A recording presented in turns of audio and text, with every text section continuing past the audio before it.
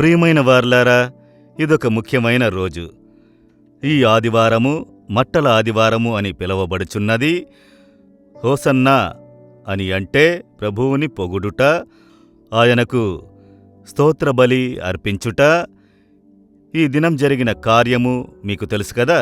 యేసుక్రీస్తు ఒలివ కొండ నుండి యెరూషలేముకు కొండ దిగి వచ్చినప్పుడు గాడిదను ఎక్కి ఊరేగింపుగా వచ్చారు. ప్రజలందరూ ఆయన శిష్యులు మట్టలను పట్టుకుని దావీదు కుమారునికి హోసన్నా అని ఆయన్ని పొగుడుచుండిరి, పాట పాడుచుండిరి, ఆయన్ని స్తుతించుచుండిరి. చాలా సంతోషం. యేసుక్రీస్తుని ఆహ్వానించుచుండిరి. ఒక పెద్ద గుంపుగా యెరూషలేము నగరమంతా తొంగి చూస్తున్నది. పండుగ కాలము.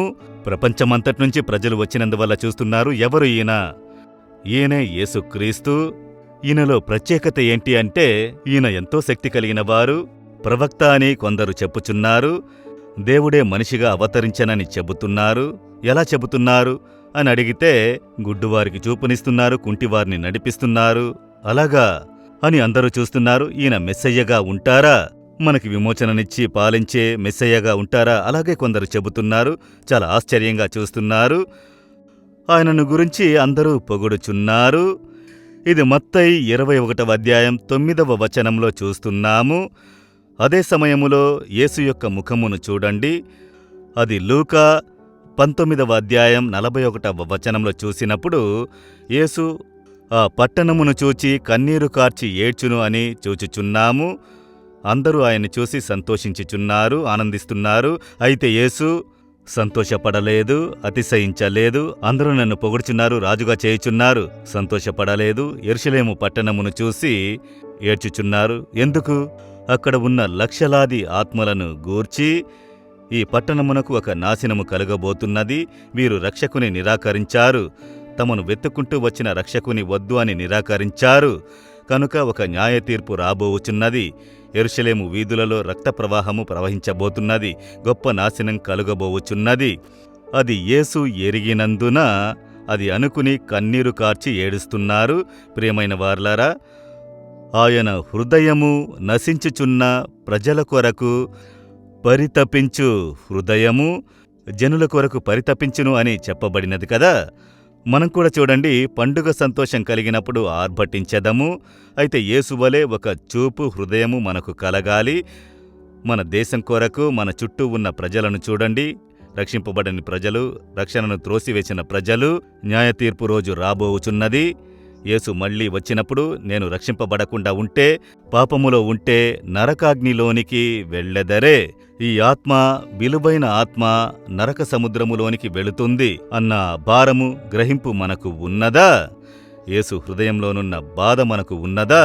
అయ్యో, ఈ ప్రజలు గొప్ప వినాశనమును సంధించబోచున్నారు, అది వీరికి తెలియడం లేదు అని కన్నీరు కార్చారు. యేసు హృదయము నాకు కావాలి. నేను నా దేశ ప్రజల, నా గ్రామ పట్టణము, నా చుట్టూ ఉన్న ప్రజలు, ఇంకా రక్షింపబడకుండా పాపములో ఉన్న ప్రజల కొరకు నా హృదయంలో ఒక భారము ఉన్నది. నా కళ్ళల్లో కన్నీరు కావాలి. యేసయ్యా, మీ వలె నన్ను మార్చండి అని అడగండి. అదే ఈ రోజుల్లో దేవుడు మన దగ్గర ఎదురుచూసే కార్యము. మీరు ఇతరుల కొరకు కన్నీటితో దేవుని వైపు చూసి మా ప్రజలను రక్షించుడి, పాప శాపము నుండి విడిపించుడి, నరకాగ్ని నుండి తప్పించబడాలి అని ఎప్పుడైనా ఏడ్చితిరా? యేసు ఏడ్చినారు. మీ కొరకు, నా కొరకు ఏడ్చినారు. మనం ఇతరుల కొరకు ఏడవాలి, కన్నీరు కార్చాలి. లేకపోతే న్యాయతీర్పు దినాన అగ్నిలోనికి వెళ్ళెదరు. అగ్ని సముద్రము, నరకాగ్ని అనున్నది అగ్ని సముద్రము. అందులో పడితే తిరిగి రాలేము. ఆ నాశనం భయంకరమైంది. దాని నుండి ప్రజలు రక్షింపబడాలి. అందుకే సువార్త, అందుకే ప్రార్థన. ఈ దినం ప్రార్థించెదరా? మీకు తెలిసినవారు, మీ గ్రామం, పట్టణం, మీతో ఉద్యోగం చేయువారు, తెలిసినవారు ఎవరూ కూడా రక్షింపబడకుండా ఉండకూడదు. దేవా, వారిని రక్షించాలి అని 1 నిమిషం భారంతో కూడా ప్రార్థించెదరా? యేసువలే. అలాగే కళ్ళు మూసుకుని వారిని మనసులో అనుకుని, దేవా, మా చుట్టూ ఉన్న ప్రజలు, మా స్వజనులు, బంధువులు, మా గ్రామము, మా పట్టణంలో ఉన్న ప్రజలు, మా స్నేహితులు, మాకు తెలిసిన వారు, మా మీద ప్రేమ కలిగిన వారు అనేకులు రక్షింపబడలేదు, నిజమైన దేవుణ్ణి తెలుసుకోలేదు, నరకాగ్ని వైపు ఎరగకుండా వెళ్ళుచున్నారు. వారు రక్షింపబడాలి. మారు మనసు పొందాలి. వారి కొరకు సిలువలో రక్తము చిందించితిరి. వారిని గురించిన భారము నాకు ఇవ్వుడి. వారి కొరకు కన్నీరు కార్చి ప్రార్థించే అనుభవమును నాకు ఇవ్వుడి. మీ వల్లే నన్ను మార్చండి దేవా. మీరు నా ప్రార్థన జాగ్రత్తగా వినుచున్నారు. నన్ను బట్టి విస్తారమైన ప్రజలు రక్షింపబడదరని నేను విశ్వసిస్తున్నాను. నేను ప్రార్థించే ప్రతి జనులకు మిమ్మల్ని ప్రత్యక్షపరచుకుని రక్షించి పరలోక భాగ్యము చూచుటకు కృపనివ్వుడి. యేసు నామములో ప్రార్థిస్తున్నాను తండ్రి. Amen, amen. Jesus redeems Telugu YouTube ఛానల్ను సబ్స్క్రైబ్ చేయండి. సబ్స్క్రైబ్ బటన్ను క్లిక్ చేయండి మరియు బెల్ బటన్ను నొక్కండి. ప్రతిరోజు కార్యక్రమ సమాచారం పొందండి.